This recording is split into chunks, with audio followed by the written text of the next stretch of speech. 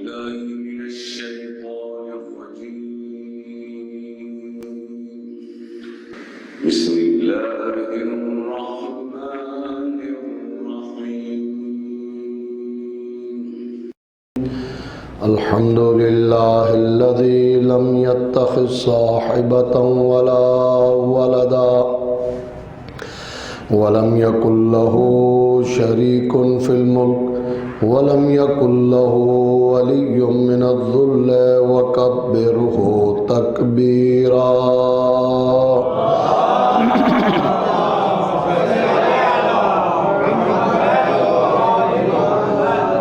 ثم الصلاة والسلام والتحية والإكرام على سيدنا ونبينا وطبيب نفوسنا وشفيع ذنوبنا العبد المؤيد والرسول المسدد والمصطفى الأمجد المحمود الأحمد أبي القاسم محمد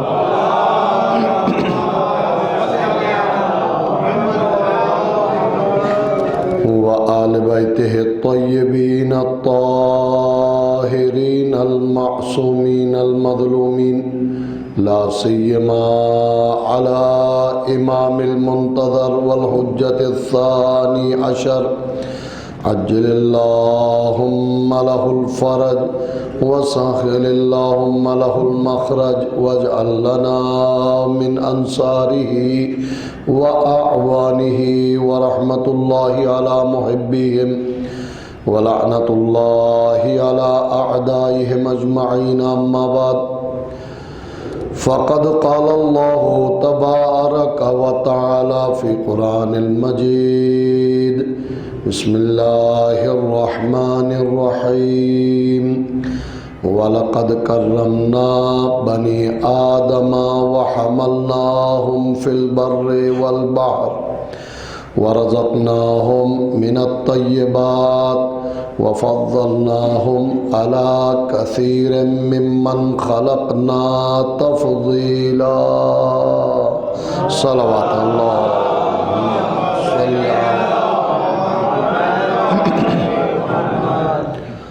سامعین ذوی الاحترام، تلاوت کی گئی آئے وافی ہدایہ کے ذیل میں کچھ عرض کرنے سے قبل ہمیشہ کی طرح سے چند ایک فقہی مسائل کا ذکر. میں نے چند وجوہات کے تحت کچھ ایسے مسائل اگرچہ روزمرہ ان معاملات میں ہم مبتلا ہیں، یہ اردو والا مبتلا نہیں ہے کہ پریشان ہو انسان، یہ مبتلا جو انسان کو درپیش مسائل ہوں ان کو مبتلا بہ مسائل کہا جاتا ہے فقہ میں. ان کا سیکھنا ضروری ہے. ان مسائل میں سے جو روزانہ ہم مبتلا بہ طور پر جن سے سروکار ہوتا ہے، نماز، روزے اور دیگر عبادات کی طرح معاملات کا مسئلہ بھی ہے. چاہے انسان خود کاروبار کرتا ہو نہ کرتا ہو، لیکن اپنی ضرورت کی چیز تو خریدتا ہے، چاہے وہ بیوپار ہو، کاروباری ہو یا نہ ہو، مگر بہت سی چیزیں بعض دفعہ اسے بیچنی ہوتی ہیں، خریدنی ہوتی ہیں. فقہی مسائل کے روح سے معلوم ہونا چاہیے کہ اس سلسلے میں ہماری کیا ذمہ داری ہے. میں نے عنوان کو اس طرح تقسیم کیا تھا کہ کل شریعت کے احکام معاملات یا عبادات میں تقسیم ہو جاتی ہیں. عبادات جن کی تعریف قربتاً اللہ انجام دینا، یعنی نیت کے بغیر عبادات درست نہیں ہے، ان کو عبادات کہتے ہیں. معاملات جس میں بہت سارے امور ہم انجام دیتے ہیں لیکن قربتاً اللہ کی نیت سے انجام دینا ضروری نہیں ہے. یہ میں تیسری بار یعنی تیسرے ہفتے کے ساتھ تکرار کر رہا ہوں، مگر اس کے باوجود ایک مثال بھی دینا چاہتا ہوں کہ ایسا بھی ہوتا ہے کہ شریعت کی اولین ذمہ داری والی باتیں بھی بغیر نیت کے ہو جاتی ہیں. مثلا نماز کے لیے لباس کا پاک کرنا شرط ہے، لیکن کسی نے کبھی یہ کہا ہے کہ شلوار قمیض دھوتا ہوں واجب قربتاً اللہ، کبھی نہیں. آپ کا ارادہ بھی نہ ہو، ایسی جگہ لباس رکھے ہوئے ہیں کہ لباس رکھا ہوا ہے کہ آپ کے ہاتھ سے چھوٹ کر کثیر پانی میں گر جائے، اس میں موجود نجاست بے اختیار آپ باغ پانی کے پیچھے، ہمارے گاؤں میں ہوتا ہے، ندی نہر میں بہہ جاتا ہے، باغ پیچھے آپ کے اٹھانے تک اس کی نجاست صاف ہو گئی تو بغیر آپ کے ارادے کے وہ لباس پاک ہو گیا۔ یہ عبادت کا ایک مقدمہ ضرور ہے لیکن واجب نہیں ہے۔ لیکن ایک انسان صبح سے لے کے شام تک چہرہ دھو لے بغیر وضو کی نیت سے، وضو نہیں ہوگا۔ وضو کی نیت سے ایک چلو پانی چہرے پر ڈالے اور پورے حصے پہ پہنچا کے پانی پھیر دے، اس کا وضو مکمل ہو جائے گا۔ البتہ ایک چہرہ دھو کے نہیں، باقی اعضاء بھی دھونے ہوں گے اسے۔ لیکن معاملات میں ایسا نہیں ہے۔ ان میں سے پہلی چیز جس کو میں آپ کی خدمت میں عرض کر رہا ہوں، خرید و فروخت معاملات میں سر فہرست شمار ہوتا ہے۔ کوئی دکاندار نیت نہیں کرتا ہے کہ میں یہ چیز بیچتا ہوں قربتاً اللہ، اور نہ خریدنے والا نیت کرتا ہے کہ میں خریدتا ہوں قربتاً اللہ۔ بہت سارے ایسی باتیں بھی ہیں جہاں پر قربتاً اللہ کرو گے تو ثواب بھی مل جاتا ہے نہ ہونے کے باوجود۔ مباح چیزوں میں یہ بات اکثر ہم ذکر کرتے ہیں۔ تو ان معاملات میں خرید و فروخت کے پہلے ہی پیج پر ہر عالم، ہر مجتہد، ہر فقیہ نے لکھا ہے حرام معاملات، واجب معاملات، مکروہ معاملات، مستحب معاملات، ان کے علاوہ باقی چیزیں مباحات میں شمار ہوتی ہیں۔ کیا ایسا بھی ہوتا ہے کہ کوئی چیز خرید و فروخت کرنا واجب ہے؟ کیا مثال دی تھی میں نے، احتکار کرنے والے کی ذمہ داری ہے کہ معاشرے میں اگر ایسی چیز اس کے پاس ہے کہ محلے میں، علاقے میں، شہر میں، ملک میں ضرورت ہے، وہ چھپائے گا تو وہ گناہ میں مبتلا ہوگا۔ اسے چاہیے کہ مومنین کو، مسلمانوں کو، بلکہ انسانوں کو ضرورت کی چیز مہیا کرے، البتہ مفت میں نہیں، مارکیٹ میں جو قیمت ہے وہ لے لے۔ دونوں باتوں میں گنہگار ہے، یا وہ چھپائے کہ جب بہت زیادہ قیمتیں بڑھ جائیں گی، جب دے ضرورت سے زیادہ قیمت دے، دونوں صورتوں میں اس کی شرعی ذمہ داری ادا نہیں ہو رہی۔ ہم سمجھتے ہیں کہ 2-4 روپے زیادہ کلو پر لینے سے، ارے 2-4 روپے تو بہت پرانی بات ہے، 100 پر 100 کمانے کی کوشش کی جاتی ہے، 100% فائدہ کمایا۔ وہ سمجھتا ہے ہوشیار چالاک ہوں، لیکن اس پر ایسی کوئی غضب، ایسی کوئی پریشانی آ جاتی ہے کہ ایک دن میں کمایا ہوا 1 گھنٹے میں پانی ہو جاتا ہے، اسے پتہ بھی نہیں چلتا۔ لیکن اگر وہ خدا کے حکم کی پیروی کرے، مسائل سے پہلے اہمیت عرض کر رہا ہوں، اگر حکم کی پیروی کرے اور حدود میں رہ کر قوانین پر عمل کرتے ہوئے خرید و فروخت کرے تو جو برکتیں اسے حاصل ہوگی وہ سوچ بھی نہیں سکتا۔ لہٰذا حلال کم میں برکت ہے، ناجائز زیادہ میں قباحت اور بے برکتی ہے۔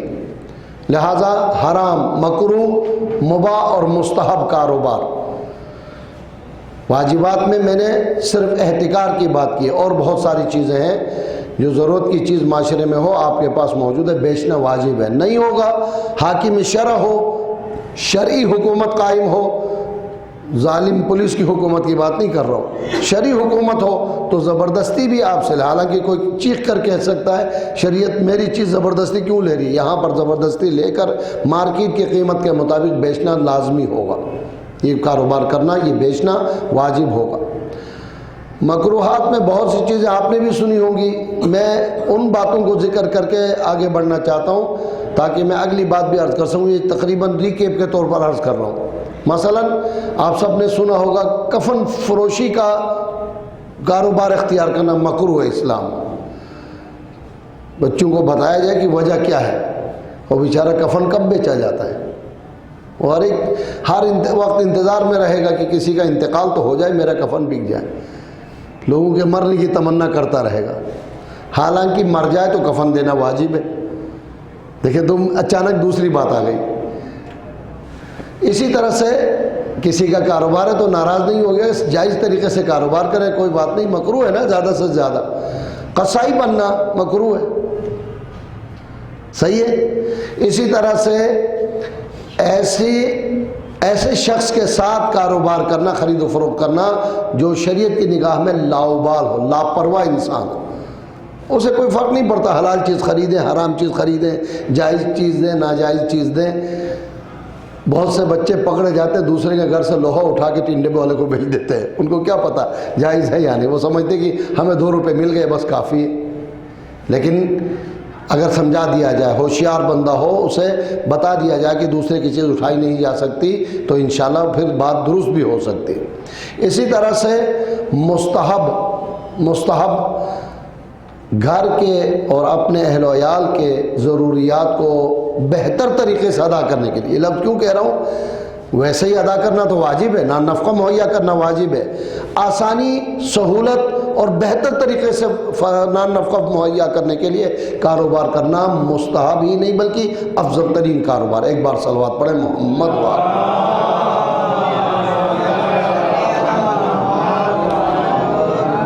ایک آدھ باتیں جو عام طور پر بیان نہیں کی جاتی ہیں، توضیح المسائل کی تصویر سے میں آپ کی خدمت میں عرض کرنا چاہتا ہوں تاکہ اس سلسلے میں اپنی ذمہ داری کو پوری کر سکوں۔ ایک مرتبہ اور بآواز بلند صلوات پڑھیں محمد۔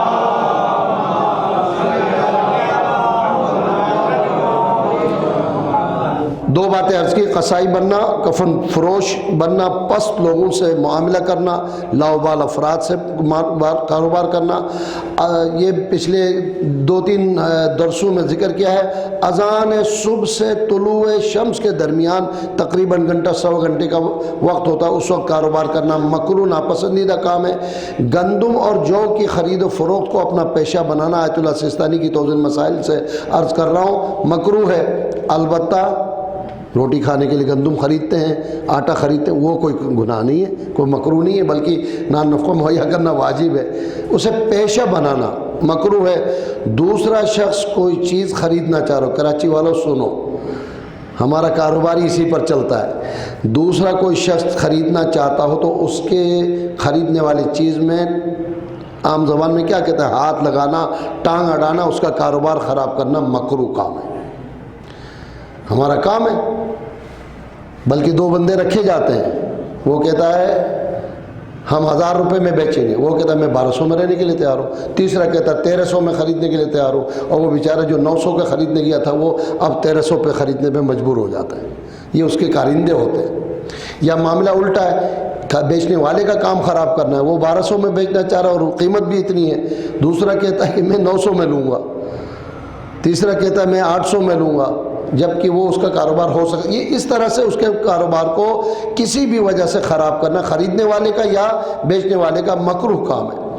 دوسرے کے کاروبار میں دخل اندازی کرنا، البتہ بارگیننگ کرنا، دونوں کی رضامندی سے کچھ وہ بڑھانے کی کوشش کرتا ہے، یہ کچھ کم کرا کے لینا چاہتا ہے، مناسب طریقے سے بارگیننگ کرے، وہ کوئی غلط کام نہیں ہے۔ صلوات پڑھیں محمد وآل محمد۔ اس سلسلے میں بہت ساری باتیں کی جا سکتی ہیں۔ ہیڈنگ میں آیت اللہ سیستانی نے 7 چیزوں کا نام لیا، میں نے آپ کی خدمت میں عرض کیا، قصائی بننا، کفن فروشی اختیار کرنا، پست لوگوں سے معاملہ کرنا، اذان صبح سے طلوع آفتاب تک معاملہ کرنا، گندم جو کی خرید و فروخت کا پیشہ بنانا یا دوسرے کے خرید و فروخت میں دخل دینا۔ اب آگے بہت سارے مسائل ہیں، ان میں سے چند ایک کا ذکر ہی کروں گا اور پھر اصل بات عرض کریں۔ حرام معاملات کیٹیگری میں دوسرے نمبر پر، مکروہ کے فوراً بعد حرام معاملات کا ذکر۔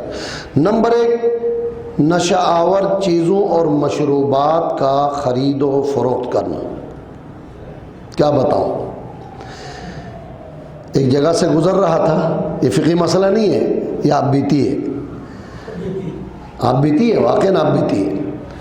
ہوٹل بند ہے، کورونا کا زمانہ ہے، مٹھائی والے کی دکان بند ہے، بیچارہ پرچون والے کی دکان بند ہے، ایک کیبن ہے جو کارنر میں کھلی ہے اور لوگ آتے جاتے خرید و فروخت بھی کر رہے ہیں، اسے بند نہیں کرایا جا رہا۔ میں خود سے سوچ رہا تھا، دودھ والے کی دکان پہ کھڑے ہو کر، ایسے میں موبائل آئی، اس نے السلام علیکم کہا، اس نے وعلیکم السلام کہا۔ میں نے دودھ والے سے پوچھا کہ بھائی یہ سلام و جواب مجھے سمجھ میں نہیں آیا، سب بندے، اس کو کیوں بند نہیں کیا؟ کہا حقیقت میں اس کے پاس گٹکا ہوتا ہے۔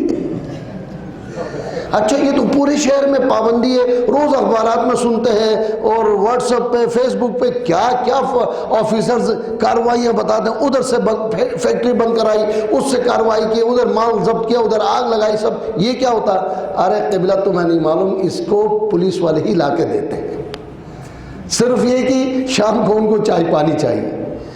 اچھا، اور بھی چیزیں ہوں گی، بس چھوڑے آگے کیا کرو گے، چرس بھی ان کے پاس ہے، ہیروئن بھی ان کے پاس ہے، سرپرست ہمارے بزرگ ہیروئن صاحب کر رہے ہیں اور سارا کاروبار چل رہا ہے۔ یہ بیچارہ کیبن والا خوش ہو رہا ہے کہ میں شاید 1 روپے کما کے دنیا کی بند میرا کاروبار چلے، میں کچھ زیادہ ہوشیار ہوں۔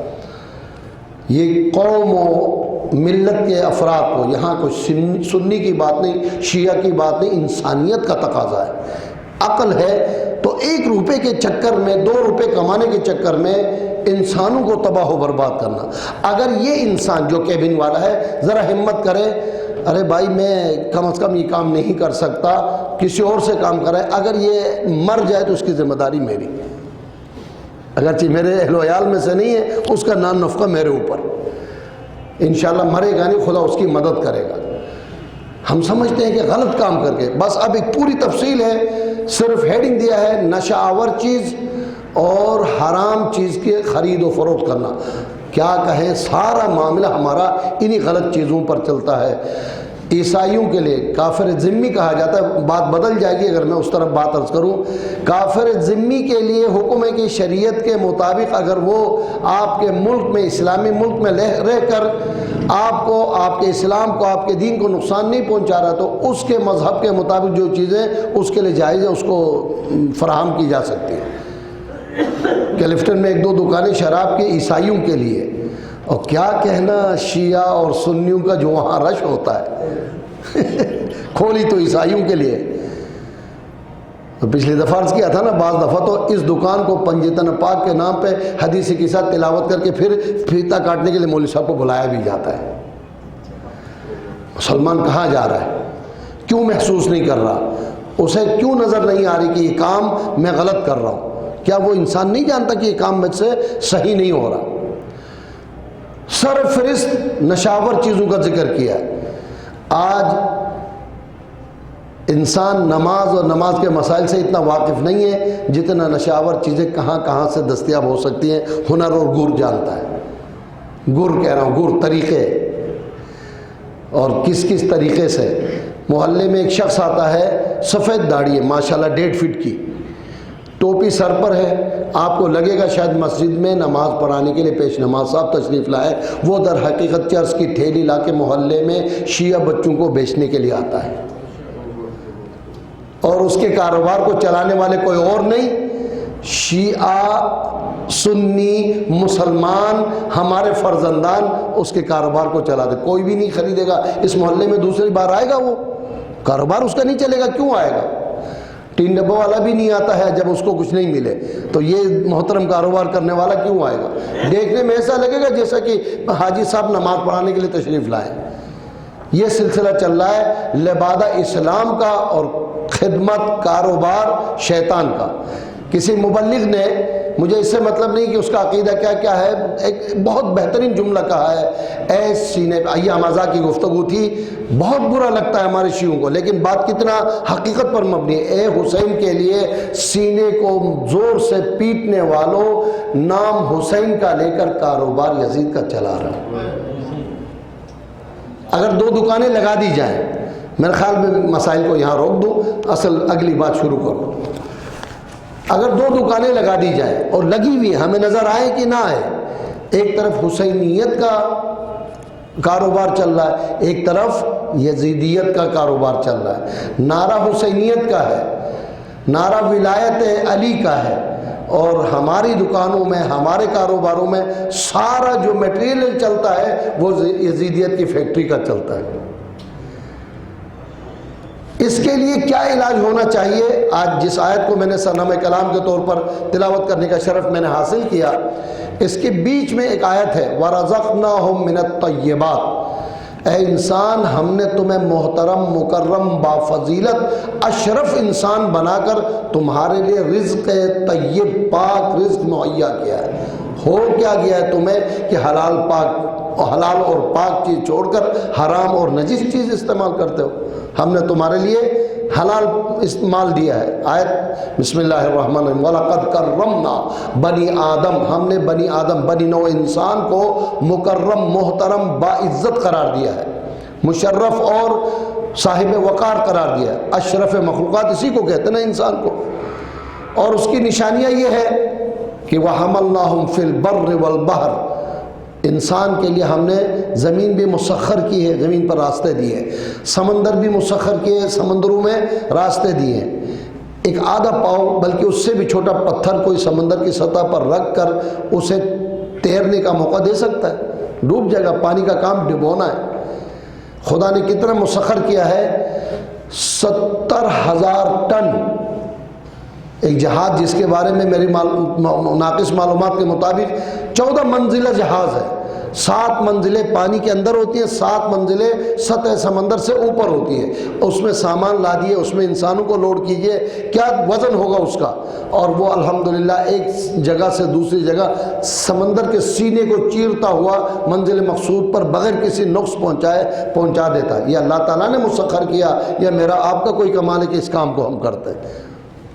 وَحَمَلْنَاهُمْ فِي الْبَرِّ وَالْبَحْرِ وَرَزَقْنَاهُمْ مِنَ الطَّيِّبَاتِ۔ انسان کے محترم مکرم ہونے کی تیسری نشانی یہ ہے کہ ہم نے اسے پاک رزق عطا کیا ہے۔ 10 آیات ہے قرآن مجید میں مختلف مقامات پر۔ یہ انسان ہے کہ ہم نے اسے حلال مال دیا ہے اور وہ جان بوجھ کے حرام کھاتا ہے۔ ہم نے پاک طریقہ دیا ہے، وہ غلط طریقہ استعمال کرتا ہے۔ کلو من الطیبات، ان آیات میں سے جو سینکڑوں آیات ہیں ان میں سے ایک آیت ہے کہ پاک چیز میں سے کھاؤ، اور ساتھ ساتھ خدا یہ بھی کہتا ہے کہ کھاؤ پیو، تمہارے لیے ہم نے چیزیں پیدا کی ہے، مگر لا تسرفو، اسراف نہ کرو، ضرورت سے زیادہ خرچ کر کے اسے ضائع نہ کرو۔ اسراف اگر اس موضوع پر بات کی جائے، پھر لوگ اشرے پڑھتے ہیں، اتنا وسیع موضوع ہے اسراف کا مسئلہ۔ گناہان کبائر میں سے ایک گناہ ہے اسراف کا، فضول خرچی کا معاملہ۔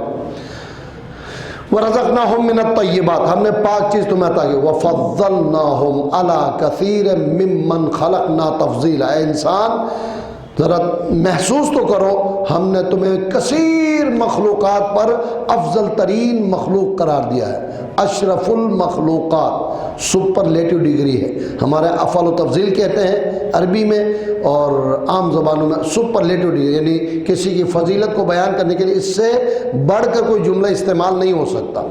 اشرف ترین مخلوق، مگر ہوتا یہ ہے کہ برعکس، معذرت کے ساتھ زیادہ بات تلخ نہ بنے، لیکن قرآن کی آیت ہے، میں کوئی کہانی یا کوئی اور کوئی واقعہ نقل نہیں کر رہا ہوں۔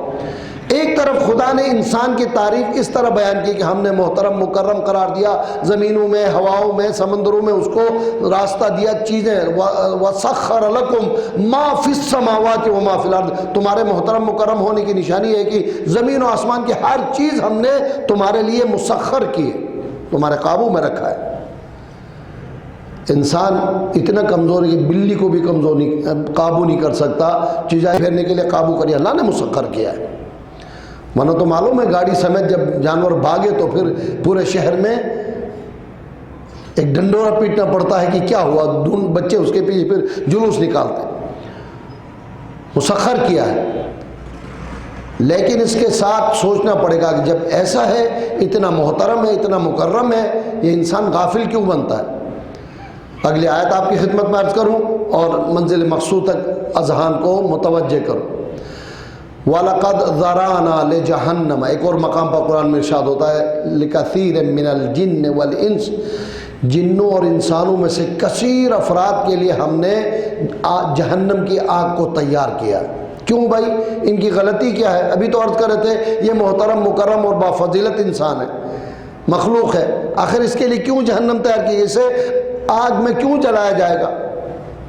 پروردگار نے جواب دیا لہم قلوب لا یفقہون بہا، یہ اس لیے کہ ان کو ہم نے سوچنے فکر کرنے کے لیے دل دیے تھے، دل سے سچی بات، اچھی بات، حق بات سوچنے کے لیے تیار نہیں ہوتے۔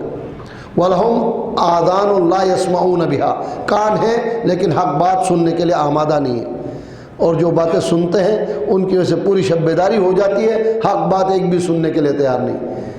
پھر وہی بات کہ مولوی صاحب شاید آج تفصیلی مجلس پڑھنا چاہتے ہیں، اس لیے مولوی صاحب کی مجلس کیا، باجماعت نماز، تھوڑی سی تاخیر ہو جائے پرچیاں مل جاتی ہیں، بھائی معاملہ ختم کرو۔ لیکن کیا کوئی میچ دیکھتے ہوئے، ڈرامہ دیکھتے ہوئے، موبائل دیکھتے ہوئے اور کمپیوٹر پر بیٹھنے کے بعد پوری رات شب بیداری ہونے کے بعد بھی کبھی تھک جاتا ہے؟ پتہ بھی نہیں چلتا۔ لہم آذان لا یسمعون بہا، اس سے حق بات سننے کے لیے تیار نہیں ہوتے، وَلَهُمْ أَعْيُنٌ لَا يُبْصِرُونَ بِهَا، آنکھیں دی ہیں لیکن ان سے وہ کوئی صحیح بات دیکھنے کے لیے آمادہ نہیں ہوتے۔ بصارت بصیرت کے ساتھ ہو تو کام ہے، ورنہ تو دیکھتے تو جانور بھی ہیں۔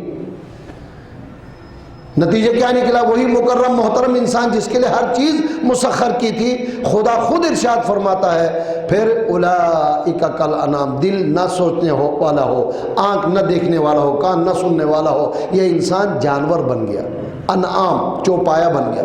بس یہاں تک بس نہیں ہے، اختتام نہیں ہے، بلکہ بل ہم اضل سبیلا، اس سے بھی گیا گزرا۔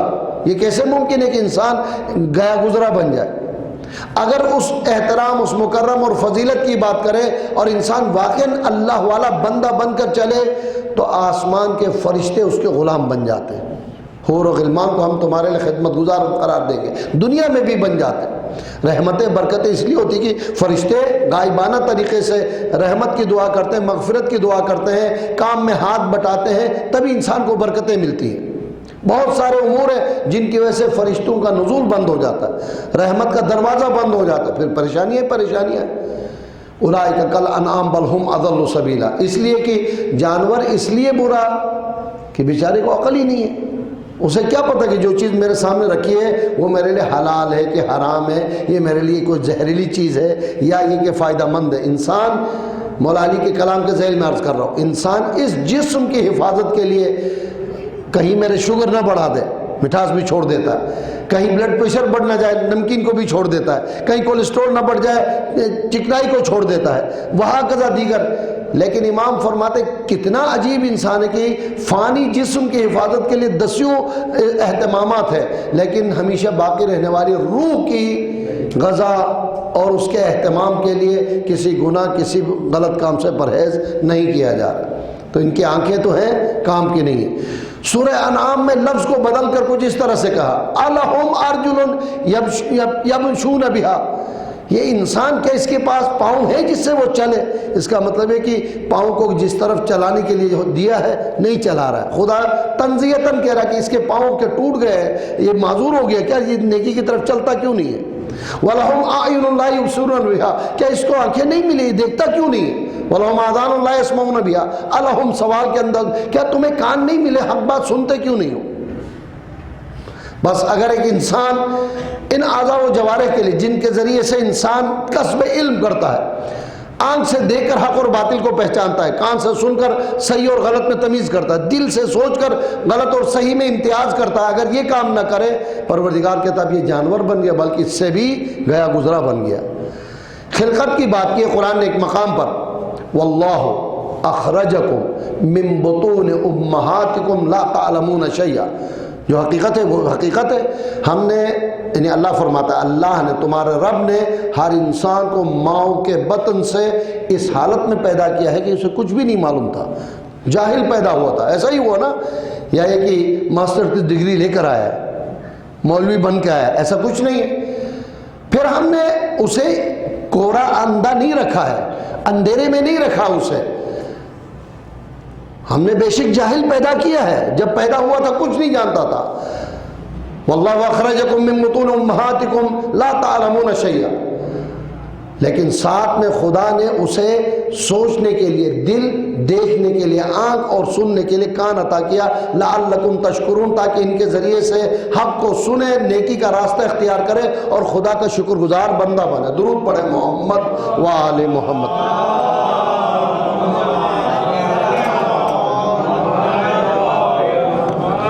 پچھلی مرتبہ مسکرا کے آپ بات کو مرحلے سے آگے نکل گئے، جو بات ہے وہ حقیقت ہے۔ آج جمعے کے دن ظہر کے بدلے میں 4 رکعت نماز ہے، اس کے بدلے میں 2 رکعت نماز، 2 خطبے۔ کتنے مومنین، کتنے انسان ہیں جو خطبے کو واقعاً 2 رکعت نماز کی طرح سے سنتے ہیں۔ ذاتی طور پر لوگوں کو جانتا ہوں، 1:30 بجے نماز شروع ہوتی ہے، کھڑکی سے جھانک کر دیکھتے ہیں مولوی صاحب کی گفتگو ختم ہوئی تو اندر جائیں گے، ورنہ نہیں۔ اور طرف تماشا یہ ہے کہ اوپر سے کہتے ہیں ارے مولویوں کی باتیں نہیں سنو ورنہ شریعت پہ عمل کرنا ہوتا ہے، یہ ہمارا بنایا ہوا دین ہے، یعنی مولویوں سے بات نہیں سنیں گے تو شریعت کی چھٹی ہوگی، بلکہ 2 مرتبہ چھیٹرے پڑیں گے، تم نے سنا کیوں نہیں؟ یہ تو جمعے کی پریشانی ہے عید کے نماز میں معاملہ کچھ برعکس ہے. کیا کہنا چاہ رہا ہوں؟ نماز ہم پہلے پڑھتے ہیں، خطبہ بعد میں دینا ہوتا ہے. ابھی السلام علیکم ورحمۃ اللہ وبرکاتہ سب نے خدا حافظ کہہ دیا، اکیلا مولانا صاحب بولتا رہے. یہ احکامات، یہ اجتماعات حکم خدا لوگوں تک، موعظہ، وعظ و نصیحت، یہ محفل، یہ مجلس، یہ دروس، یہ خطبہ اسی لیے ہے کہ پیغام الہی کو لوگوں تک پہنچایا جائے. اچھا جب لوگوں تک پہنچایا جائے، جب کوئی سننے کے لیے تیار نہیں تو دیوار کو سنانا اور انسانوں کو سنانا برابر ہے. پلرز کو سنا دو، چھت کو اور دیوار کو سنا دو، سنیں اور اسے اختیار کر کے عمل کرے. سورہ زمر غالباً میرا ذہن اگر کام صحیح کر رہا ہے تو ارشاد ہوتا ہے فَبَشِّرْ عِبَادِ الَّذِينَ يَسْتَمِعُونَ الْقَوْلَ فَيَتَّبِعُونَ أَحْسَنَهُ. آج حق کو اختیار کرنا یہ موضوع ہے، اس کے تحت یہ باتیں عرض کر رہا ہوں. میری طرف سے اے میرے محبوب ان بندوں کو بشارت جنت دو، نجات اور کامیابی کی بشارت دو جو بات سن کر اس میں سے جو درست بات ہوتی ہے اسے اختیار کرتے ہیں. فَيَتَّبِعُونَ أَحْسَنَهُ، احسن اچھے کو کہتے ہیں نا، صحیح کو کہتے ہیں. معاملہ آج چاروں اطراف سے، بلکہ 4 بھی کم ہے، 6 جہات سے اسلام کے خلاف فضولیات آپ تک بڑے اہتمام سے ہم تک پہنچائی جاتی ہیں. سنو، آخر کان سننے کے لیے، مگر دل دماغ استعمال کرو. جو باطنی پیامبر ہے، کون نہیں جانتا کہ فلاں گفتگو کر رہا ہے صحیح کر رہا ہے کہ غلط کر رہا ہے. ارے مجھ جیسے عام کسی انسان کی گفتگو کا کیا ذکر، امام نے فرمایا کہ ہم سے منسوب بات بھی اگر تم تک پہنچے، میں پہلے بھی ذکر کرتا رہا ہوں لیکن یاد دلا رہا ہوں. مثلا قال رسول اللہ کہہ کر حدیث بیان کر رہا ہے، قال علی ابن ابی طالب کہہ کر بیان کر رہا ہے، قال امام جعفر صادق کہہ کر بیان کر رہا ہے. عقل دی ہے، دل دیا ہے ہم نے. سوچو اگر صحیح بات ہمارے ذریعے سے نقل کی جا رہی ہے تو پھر سر تسلیم خم کرو، اسے لے لو.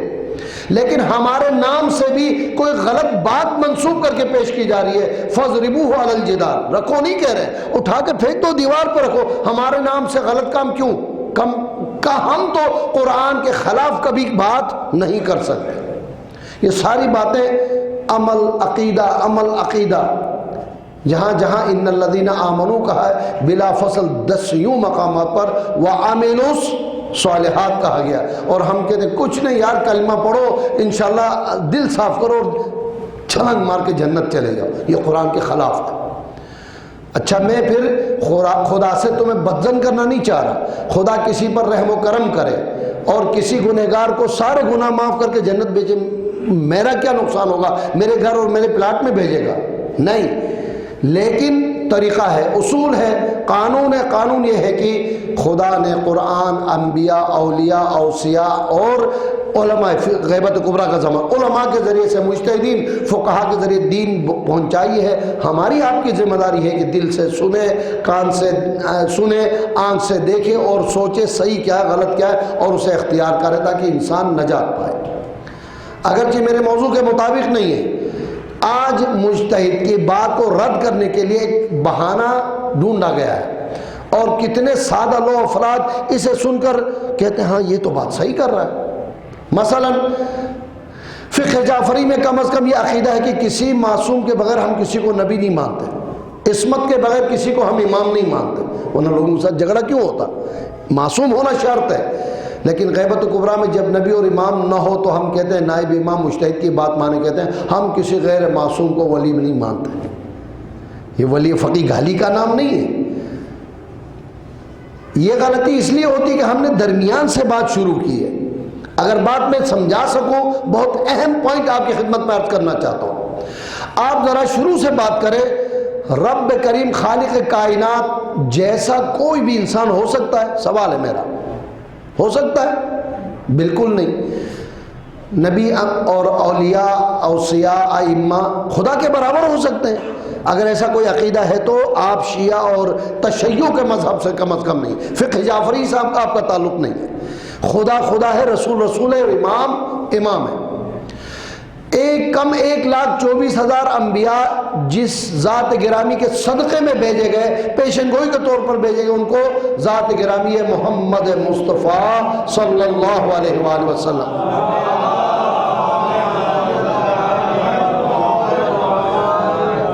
اتنا بڑا مرتبہ کی بات، خدا بزرگ تو یہ قصہ مختصر، لیکن اس کے باوجود کوئی کہہ سکتا ہے کہ خدا اور رسول کی ذات برابر ہے؟ نہیں، ہرگز نہیں۔ لیکن ایک کام میں دونوں برابر ہیں۔ خاموش رہیے تھوڑی دیر تاکہ بات صحیح طرح سمجھ سکیں۔ ارے بھائی ابھی تو کہہ رہے تھے خدا کے برابر نہیں ہے، کہ برابر کیسے ہوا؟ جی ہاں، جو پیغام رسول خدا کی طرف سے لے کر آئے ہیں، اطاعت رسول کی کرنا ایسے ہی واجب ہے جیسے خدا کی اطاعت کرنا واجب ہے۔ 10 مقامات ہیں جہاں قرآن نے یہ بیان کیا، من یطع الرسول فقد اطاع اللہ، جس نے میرے رسول کی اطاعت کی گویا اس نے رب اور اللہ کی اطاعت کی۔ درود پڑھے محمد و آل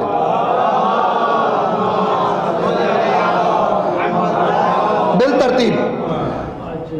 سید الاولیاء ہیں، امیر مومنان ہیں، امام المتقین ہیں، امیر المؤمنین ہیں، مگر ہونے کے باوجود آخری رسول اور خدا کا جو مقام ہے،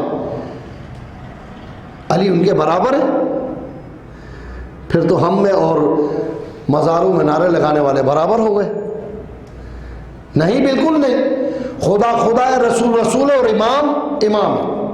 لیکن اس مقام پر بھی حکم کی اطاعت میں تینوں بالکل برابر ہیں، یعنی رسول بھی، امام بھی اور خدا بھی، اس لیے کہ خدا ہی کی بات رسول کے ذریعے امام تک اور امام ہم تک پہنچاتا ہے۔ اطاعت میں دونوں حکم پر عمل کرنے میں تینوں برابر ہیں۔ یہ امام جب ظاہر بظاہر ہو، بس غیبت کبریٰ کا زمانہ ہو، یہاں تک تو لے کر آنا تھا، تو حکم امام ہے، حکم نبی ہے، حکم خدا ہے کہ جو ہمارا پیغام تم تک پہنچائے ایسے مانو جیسے خدا نے کہا، ایسے مانو جیسے رسول نے کہا، ایسے مانو جیسے امام نے فرمایا۔ 10 بار آپ کی خدمت میں نے عرض کی، 11ویں امام کا فرمان اور خود 12ویں امام کا فرمان، ہم خدا کی طرف سے بندوں پر حجت ہے، اور ان فقہا علماء مجتہدین کو ہم نے اپنی طرف سے تم پر حجت قرار دیا ہے۔ ان کی بات کا ٹھکرانا ہماری بات کا ٹھکرانا، اس انداز سے سمجھے، اور ہماری بات کا ٹھکرانا حکم خدا کے ٹھکرانے کے برابر ہے، اور جو حکم خدا کو ٹھکرائے فہو حد الشرک، وہ دائرہ اسلام سے خارج ہو جاتا ہے۔ کتنا اہم مقام ہوا۔ ارے بھائی ہم کسی غیر معصوم کو نہیں مانتے۔ اچھا ہمارے ہاں ایسا ہے یا نہیں ہے؟ ماننے والوں کی عجیب بات میں نے سنی ہے، جب یہ ماننے پر آتے ہیں تو پیر صاحب کے گدھے کو بھی پیر مانتے ہیں، جب وہ ماننے کے لیے انکار کرنے پر آتے ہیں تو پھر ولی خدا کو بھی، مجتہد اور فقیہ اور مرجع عالی قدر کو بھی ماننے سے انکار کرتے ہیں۔ عجیب طرفہ تماشا ہے ماننے والوں کا اور نہ ماننے والوں کا۔ یہ ہماری آپ کی ذمہ داری نہیں ہے کسے مانے کسے نہ مانے۔ خدا رسول اور ائمہ نے جس کی بات ماننے کا حکم دیا ان کی بات ماننا ہم پر فرض ہے۔ بس یقین جانیے، یہ کوئی جذباتی بات نہیں عرض کر رہا ہوں، یہ کوئی عقیدت مندی یا کسی پارٹی بازی کی بات نہیں عرض کر رہا ہوں۔ جس طرح خدا کا حکم سمعا و طاعہ انسان کو، مومن کو قبول کرنا چاہیے، رسول اور امام کی بات بھی ماننی چاہیے، بالکل اسی طرح غیبت کبریٰ میں علماء فقہا کا حکم بھی حکم خدا، رسول اور امام کی فرامین سے اور قرآن کی آیت کے نتیجے میں جو حلال و حرام بیان کرے، مشروب نشے والی چیزوں کا بیچنا خریدنا حرام ہے، حرام ہے، بس خدا نے کہا، مجتہد نے نہیں کہا۔ یہ کام تم پر واجب ہے، مجتہد نے نہیں کہا، امام اور نبی نے کہا۔ امام اور نبی نے اگر کہا تو خدا کا بھی یہی فرمان۔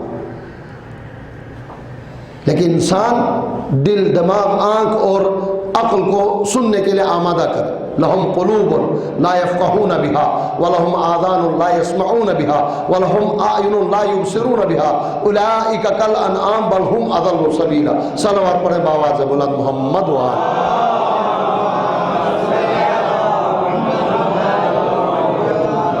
اگر انسان دیندار بنے، دین پر عمل کرنے کی کوشش کرے تو جائز اور مباح چیزیں بھی اس کے لیے اجر و ثواب دلانے کا ذریعہ بنتی ہیں۔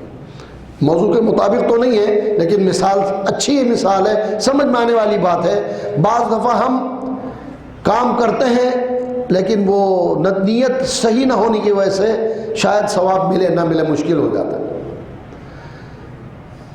مجھے نہیں معلوم کہ پچھلے کسی درس میں نے یہ مثال عرض کی ہے یا نہیں۔ ایک مرتبہ مدینے میں ایک شخص نے نیا گھر خریدا، تعمیر کی اور اس کے لیے دعوت کا اہتمام کیا، نبی کو بھی دعوت دی۔ 3 چیزوں کے لیے ولیمہ ضروری ہے۔ نوجوانوں کے لیے افسوس کا معاملہ ہے، شادی کے موقع پہ شادی ہو تو ولیمہ مستحب ترین عمل ہے.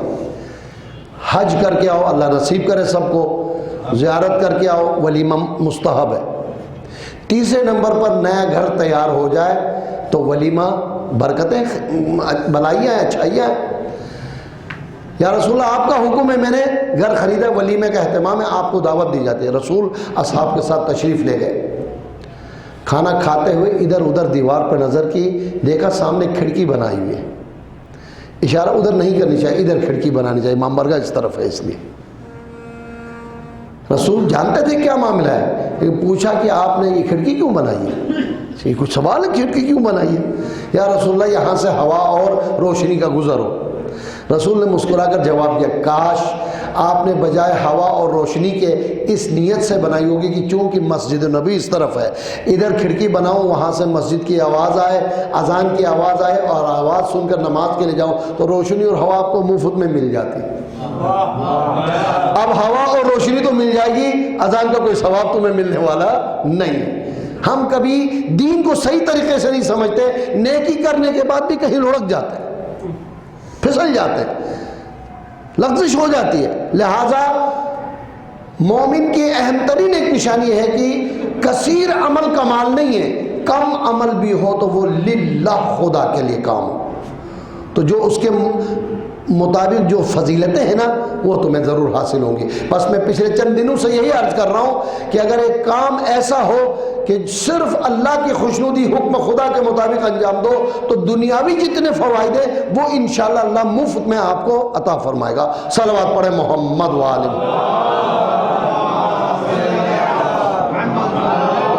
سادہ سی مثال، علماء کرام نے جو پانی پینے کا طریقہ ہے، فرماتے پانی پینا مباح ہے، آپ نہیں پی رہے، میں پی رہا ہوں، میں نہیں پی رہا ہوں، آپ پی رہے، کوئی روک ٹوک ہے؟ کوئی فرشتہ پوچھنے والا نہیں کہ پانی کیوں پیا اور آپ نے کیوں نہیں پیا. جیسے نماز آپ پڑھیں میں نہیں پڑھوں تو سوال جواب ہے. لیکن اگر ایک انسان یہی مباح پانی اس لیے پی کہ پروردگار میں صحیح صحت حاصل کروں اور زندہ رہوں تاکہ تیری عبادت زیادہ ہو سکے، پانی پینا بھی مستحب ترین عمل ہو جاتا ہے. لہذا دین کو سمجھنا، دین کے لیے اپنے آپ کو سمجھنے کے لیے حق بات، درست بات کہیں سے مل جاتی ہے، اسے لینے کے لیے تیار کرو. خدا بشارت دے رہا ہے، فبشر عباد الذین یتبعون احسنہ، میری صحیح بات سن کر اس کی پیروی کرنے والوں کو میری طرف سے جنت کی بشارت دو. صلوات پڑھیں محمد وآلہ.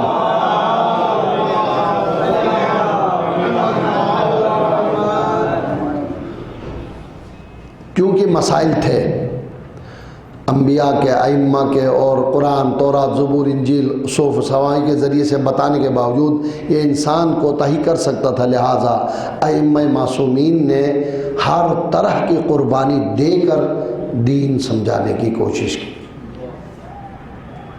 یہی بات ہے نا کہ حسین ابن علی نے قربانی صرف دین کی خاطر دی.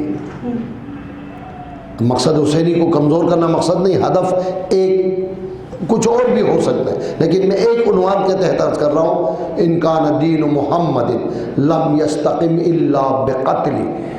تنہا رہ گئے، کوئی بھی نہیں، جوان بیٹے بھی مارے گئے، بھائی بھی مارے گئے، گود کے پالے بھی مارے گئے، دوست احباب انصار سب مارے گئے، تنہا رہ گئے. اگر حسین کے قتل ہوئے بغیر دین باقی نہیں رہ سکتا ہے، دشمنوں کے تلواروں آؤ حسین کے ٹکڑے ٹکڑے کرو. عزادارو، اس دین کی خاطر کہاں کہاں مصیبتیں اٹھائی گئی. جناب سیدہ کا ذکر ہے، ذی القعدہ کا مہینہ ہے، یقیناً شہادت کی تاریخیں گزر گئی ہیں، لیکن یہ تاریخیں منسوب ہے شہادت سے، لہٰذا اگر یہ بات عرض کروں تو نامناسب نہیں ہے. ایک روایت ہے چھٹے امام سے بیان کی جاتی ہے، چھٹے امام ارشاد فرمایا کرتے تھے کہ میرے جد امیر المومنین جناب سیدہ کے دو مصائب کو یاد کر کے بہت رویا کرتے تھے. کسی نے سوال کیا مولا وہ مصائب کیا تھے؟ کہا ایک شکستہ پہلو اور ایک بازو پر دور کے نشان مولا یاد کر کے بہت رویا کرتے تھے. عزادارو ذرا سنیے وہ نشان کیسے آیا. ظالم نے جب محسوس کیا کہ زہرا مرضیہ در و دیوار کے درمیان آئی ہے، ارے دروازے کو ایسا لات مار زہرا کی فاطمہ زمین پر گری اور کہا اے فضہ خذینی، اے فضہ سہارا دو، میرا محسن بچہ شہید ہوا۔ ہاں عزادارو، اس زخمی حالت میں بھی جب فاطمہ نے یہ دیکھا کہ علی کے گلے میں رسی باندھی گئی ہے اور علی کو کشاں کشاں دربار کی طرف لے جایا جا رہا ہے، گرتی بڑھتی فاطمہ اٹھی، علی کا دامن پکڑا اور علی کو لوگ گھسیٹ کر جا رہے تھے۔ ارے خاکم بدہن میں کس طرح عرض کروں، زینب جناب زہرائے مرضیہ ظالم علی کو کھینچ رہا تھا، فاطمہ زمین پر گھسیٹی جا رہی تھی۔